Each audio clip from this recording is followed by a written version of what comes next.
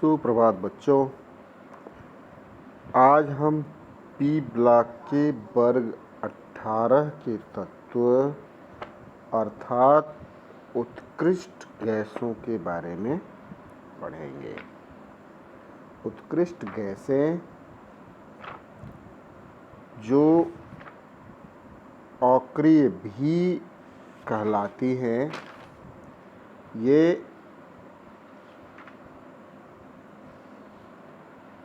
Helium, neon, argon, krypton, xenon और radon हैं।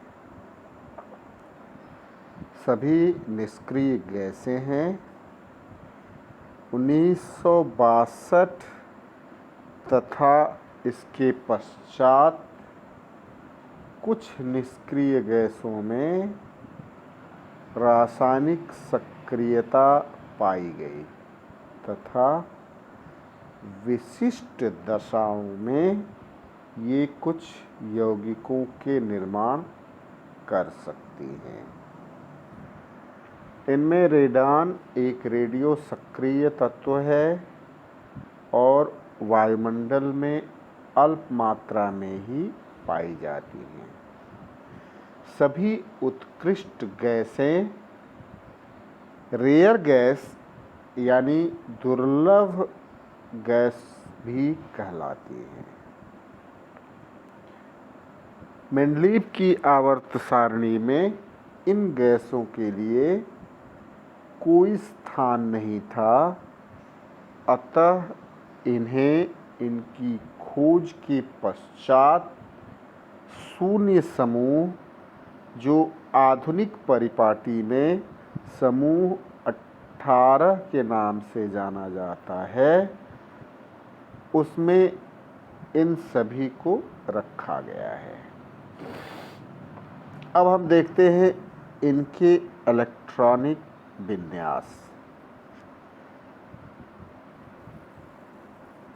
जैसा कि पहले ही बताया गया है, ये गैसें, इन गैसों के इलेक्ट्रॉनिक विन्यास स्थायी इलेक्ट्रॉनिक विन्यास होते हैं। इन सभी की कक्षाओं में, बाहरी कक्षाओं में हीलियम को छोड़कर 8 इलेक्ट्रॉन यानी S2p6 इलेक्ट्रॉनिक विन्यास पाया जाता है। यह इलेक्ट्रॉनिक विन्यास स्थिर समृद्ध कक्ष इलेक्ट्रॉनिक विन्यास भी कहलाता है तथा इसी के कारण इन तत्वों में न तो इलेक्ट्रॉन त्यागने और न ही इलेक्ट्रॉन ग्रहण करने की प्रवृत्ति होती है तथा इसी कारण से ये रासायनिक अभिक्रियाओं में भाग नहीं लेते। अब देखते हैं helium 1s2, neon 1s2 2s2 2p6, argon 1s2 2s2 2p6 3s2 3p6, krypton में देखेंगे तो 1s2 2s2 2p6 3s2 3p6 3d10 4s2 4p6, xenon में 1s2 2s2 2p6 3s2 3p6 3d10 4s2 4p6 4d10 5s2 और 5p6 तथा radon में outer electronic configuration जो है वो 6s2 और 6p6 है। यह जो इलेक्ट्रॉनिक विन्यास है, इसे समृद्ध कोश इलेक्ट्रॉनिक विन्यास भी कहा जाता है। अब इनके कुछ भौतिक गुणों को देखते हैं। परमाणु क्रमांक सभी के क्रमशः 2, 8, 18, 36, 54 और 86। परमाणु भार 4, 20.18, 39.95, 83.80, 131.3 और 222। एनटीपी पर घनत्व ग्राम प्रति घन सेंटीमीटर में 1.8 × 10⁴ 9 × 10⁴ 1.8 गुणे 10 पर घात ऋण 3, 3.7 गुणे 10 पर घात ऋण 3, 5.9 गुणे 10 पर घात ऋण 3 और 9.7 गुणे 10 पर घात ऋण 3। इनका क्वथनांक 4.2 केल्विन में 27.1, 87.2, 119.7, 165.0 और 211। आयनन ऊष्मा अधिक होती है 2372 किलोजूल पर मोल, 2080, 1520, 1351, 1170 और 1087। इलेक्ट्रॉन लब्धि एंथैल्पी कम होती है 48, 116, 96, 96, 77 और 68। वायुमंडल में इनकी उपस्थिति अत्यंत ही अल्प मात्रा में होती है, जो 10 पर घात ऋण 3 से 10 पर घात ऋण 4 के कोटि में होती है। तो ये कुछ इसके भौतिक स्थिरांकों के मान थे। भौतिक अवस्थाएं सभी रंगहीन, गंधहीन और स्वादहीन एक परमाणविक गैसें हैं। परमाणविक त्रिज्याएं वास्तव में इनकी परमाणविक त्रिज्याएं वांडर वाल त्रिज्याएं होती हैं तथा समूह 17 के जो संगत इनके तत्व हैं उनसे थोड़ी सी अधिक होती है।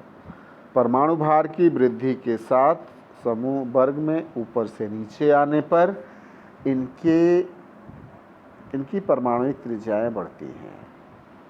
जैसा कि टेबल में देखा है हमने, गलनांक तथा क्वथनांक अणुभार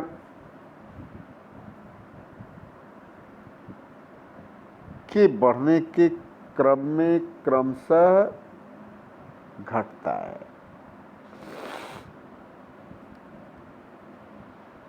आयनन ऊर्जा का मान जैसा कि ऊपर टेबल में दिया हुआ था, इनके आयनन ऊर्जाओं के मान काफ़ी अधिक होते हैं क्योंकि इनकी समृद्ध कक्ष इलेक्ट्रॉनिक संरचना है जो एक स्थिर इलेक्ट्रॉनिक संरचना मानी जाती है। संयोजी कक्ष से इलेक्ट्रॉन को बाहर निकालने के लिए अत्यधिक ऊर्जा की आवश्यकता होती है।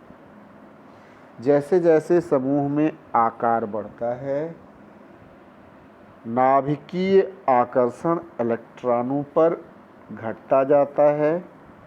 इसीलिए हीलियम से रेडियम की तरफ बढ़ने पर इनकी आयनन ऊर्जाओं के मान घटते हैं। अब आते हैं जल में विलेयता। ये सभी गैसें जल में अल्प विलेय है। इनमें हीलियम की विलेयता सबसे कम होती है। उत्कृष्ट गैसों की जो जल में विलेयता है वे द्विध्रुव प्रेरित द्विध्रुव अन्योन्यता के कारण होती है।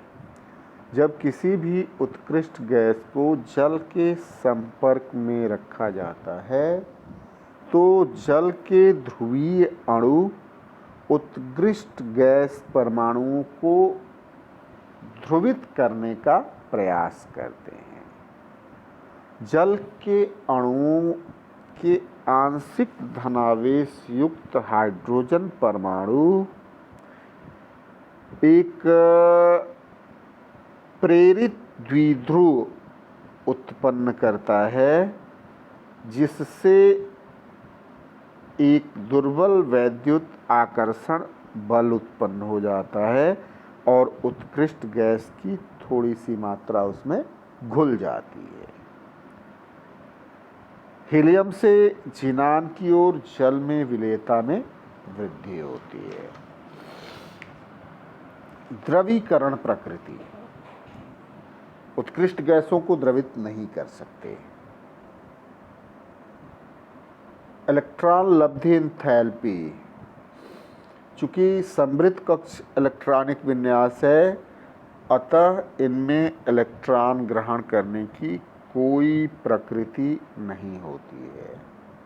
इसीलिए इन गैसों के इलेक्ट्रॉन लब्धि एंथैल्पी के मान धनात्मक होते हैं। तो ये हो गया इनके भौतिक गुण। अब प्राप्ति, ये वायुमंडल में सदैव मुक्त अवस्था में रहते हैं। वायुमंडल ही इसका स्रोत है और उसमें ये लगभग 1% पाए जाते हैं। तो हीलियम वायुमंडल के अतिरिक्त प्राकृतिक गैस में भी लगभग 2% पाई जाती है। यूरेनियम तथा थोरियम के रेडियोएक्टिव खनिजों में भी हीलियम, नियॉन, आर्गन इत्यादि गैसें मिलती हैं।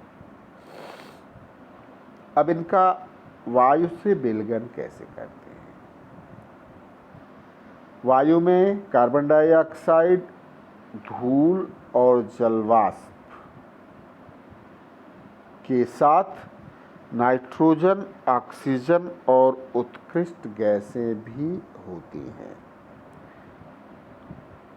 अतः उत्कृष्ट गैसों को वायु से नाइट्रोजन तथा ऑक्सीजन को अलग करके विलगित किया जा सकता है। अब इनके उपयोग, उत्कृष्ट गैसों के उपयोग। उत्कृष्ट गैसें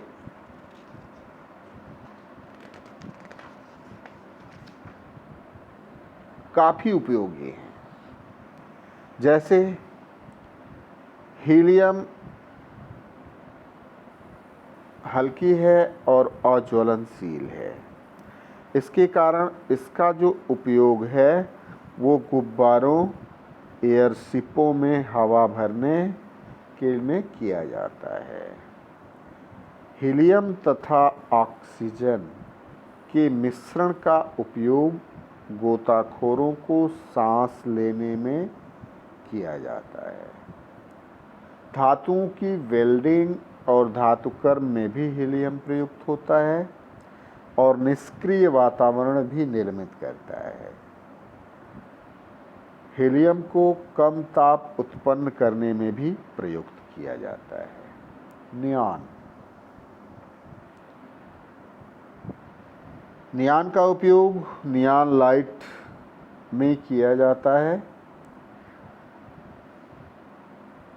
कम दाब पर कांच की नलियों में भरी नियोन तथा नियोन एवं अन्य गैसों के मिश्रण में विद्युत स्फुलिंग विसर्जन प्रवाहित करते हैं, जिससे एक विशिष्ट रंग की चमक होती है। यह आकर्षक होने के साथ साथ प्रकाश भी उत्पन्न करती है। अब कांच की नली के रंग में देखिए, कलरलेस है, नियॉन एलोन है, ऑरेंज रेड आता है। लाइट रेड है, नियॉन एलोन है तो डीप रेड आता है। कलरलेस है, नियॉन आर्गन और मरकरी वेपर भरेंगे तो लाइट ब्लू आएगा। अगर ग्रीन है, नियॉन आर्गन और मरकरी वेपर भरेंगे तो लाइट ग्रीन आएगा। अगर कांच की नली का रंग अंबर है तो नियॉन आर्गन और मरकरी वेपर भरने पर डार्क ग्रीन आता है। अगर कांच की नली का रंग पर्पल है तो नियॉन आर्गन और मरकरी वेपर भरने पर डार्क ब्लू आता है। नियॉन का उपयोग टेलीविज़न सेटों, स्पार्क प्लग टेस्टरों तथा सावधान करने वाले संकेतों में भी किया जाता है।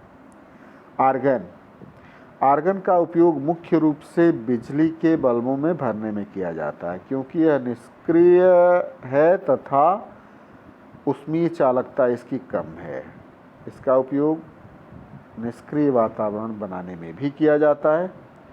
क्रिप्टॉन, परमाणुक लैंप बनाने में इसका उपयोग होता है। जिनान का उपयोग बबल चैम्बर बनाने में किया जाता है तथा रेडान का उपयोग रेडियोथेरेपी में करते हैं। तो ये था इनके उपयोग।